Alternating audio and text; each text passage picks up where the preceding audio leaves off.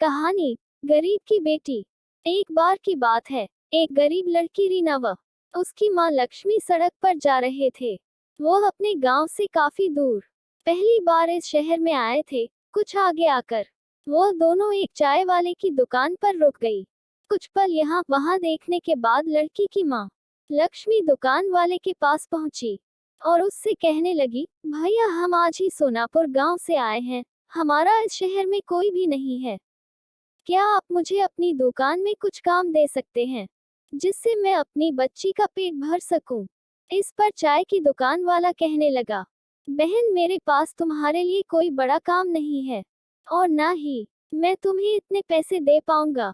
इस पर लक्ष्मी कहने लगी, भैया मुझे पैसे की जरूरत नहीं है, मैं आपके बर्तन भी मांज लूंगी, बस आप उसके बदले में मुझे इतना खाना दे देना कि जिससे मेरी बच्ची का पेट भर सके। दुकान वाला कहने लगा, ठीक है बहन, लेकिन तुम रहोगी कहाँ? इस पर वह बड़ी मायूसी से कहने लगी, भैया मेरा इस दुनिया में कोई नहीं रहा, क्योंकि रीना के पिता का देहांत हो गया है, जिसके बाद मेरे ससुराल वालों ने मुझे और मेरी बेटी को धक्के मारकर घर से बाहर कर दिया है। वह बोली, अब तो मुझे ही अपनी इस बच्ची को पालने के लिए कुछ ना कुछ काम करना पड़ेगा। आपको मंजूर हो तो मैं आपकी इस दुकान में ही सो जाऊंगी, सुबह जब तक आप अपने घर से आएंगे तब तक मैं आपकी दुकान में झाड़ू पोंछा व बर्तन साफ कर दिया करूंगी। इसके बदले में आप बस मेरी बेटी को कुछ खाने को दे दिया करना। लक्ष्मी की ऐसी बातें सुनकर चाय वाले का मन पिघल गया और उसने लक्ष्मी की बात मान ली। दोनों माँ बेटी वही दुकान में रहने लगी और काम करने लगी। ऐसे ही उनका समय बीतने लगा। एक दिन चाय वाला उससे कहने लगा, बहन मैं तुम्हारे लिए पास के कारखाने में बात करूंगा, जिसमें मेरी चाय जाती है। उसके मालिक का स्वभाव बहुत अच्छा है, उनके पास तुम्हारे लिए कोई काम होगा तो वह तुम्हें अवश्य ही काम देंगे, जिससे तुम्हें व तुम्हारी बेटी को एक अच्छा ठिकाना मिल जाएगा।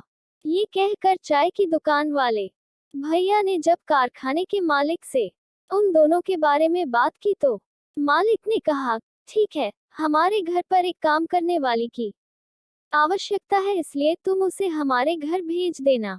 वह चाय वाला लक्ष्मी व उसकी बेटी को मालिक के घर भेज देता है, जहां पर मालिक की पत्नी लक्ष्मी को घर का पूरा काम समझा देती है और साथ में ये भी समझा देती है कि तुम्हारी बेटी रीना मेरी बेटी समायरा से दूर रहे, जिससे उसे किसी भी तरह के इन्फेक्शन या बीमारी का खतरा ना रहे।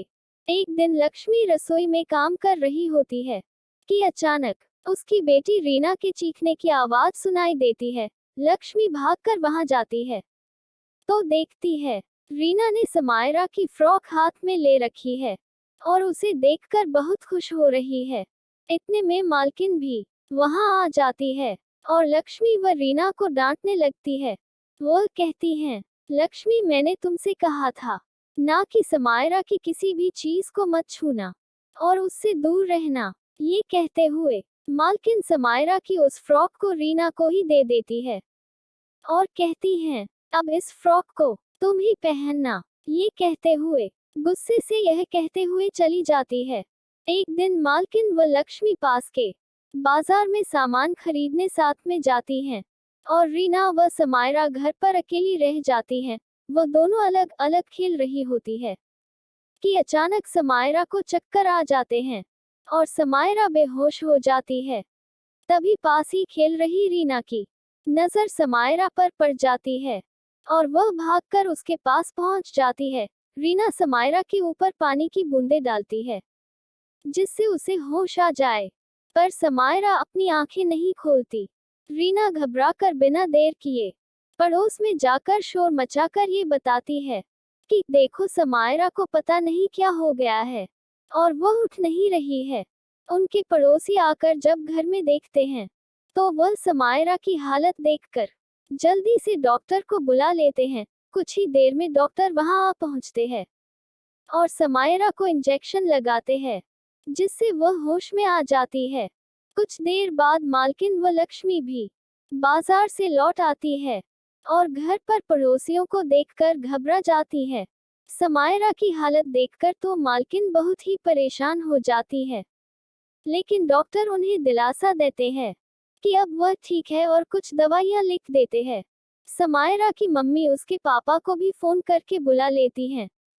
डॉक्टर उन दोनों को समझाते हैं कि ब्लड प्रेशर लो हो जाने की वजह से समायरा को चक्कर आ गए थे और वह बेहोश हो गई थी। ऐसे में अगर सही समय समय पर रीना पड़ोस में जाकर लोगों को नहीं बुलाती तो कुछ भी हो सकता था। वह रीना की बहुत तारीफ करते हैं और कहते हैं अगर यह समझदार लड़की यहाँ ना होती तो पता नहीं आज क्या हो जाता। डॉक्टर की यह बात सुनकर समायरा के मम्मी पापा बहुत खुश होते हैं और रीना व समायरा को साथ में खेलने की इजाजत दे देते हैं, जिससे लक्ष्मी की परेशानी और भी सुलझ जाती है।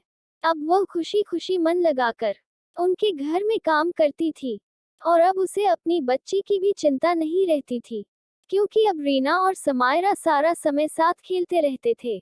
इस प्रकार एक गरीब माँ और उसकी बेटी जिसका कोई सहारा नहीं था, उन्हें सहारा मिल जाता है और खुशी खुशी उसका जीवन व्यतीत होने लगता है। इसलिए हमें कभी भी जीवन की कठिनाइयों के सामने हिम्मत नहीं हारनी चाहिए और डटकर उनका सामना करना चाहिए।